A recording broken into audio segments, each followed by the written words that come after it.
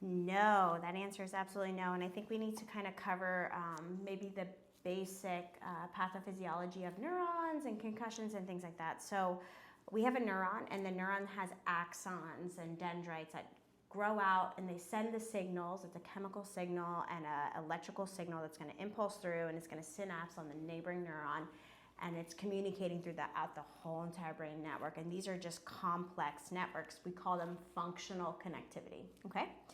So the firing rate of these neurons and the chemical gradient and electrical potential between the neurons is super important. So the timing that they fire, when they turn off is important for how we feel, how we function as human beings.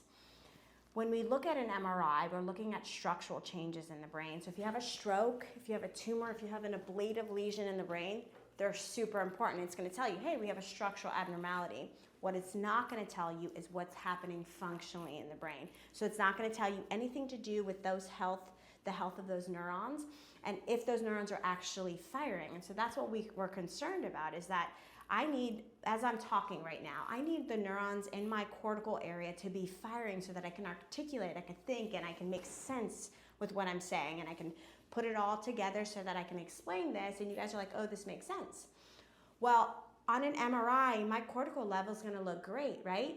But it could potentially not be firing at all. I can't think straight. I have problems with word finding, and that's the firing rate. So if my neurons fail me and they don't fire at the right time and they don't have the proper connectivity, I won't have the function that I want as a human being.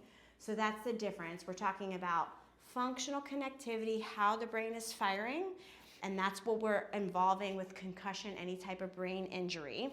Then we have the MRI that's looking at structural deficits, and that's what we want to use for somebody who's had a stroke, somebody has a bleed. If you have a bad head injury and your brain is bleeding, we need you to get that MRI. We need to know if there is a bleed going on, subdural hematoma, things like that. If you have a tumor in your brain, we need to be able to see that structural abnormality, and that's where MRIs are wonderful. When it comes to concussion, they don't tell us anything important. So it's very common that people are cleared, everything's fine on CT, MRI, you're good to go, but yet you're suffering and you feel super symptomatic. And that's where it's really important to seek treatment. And functional neurology is really successful with that.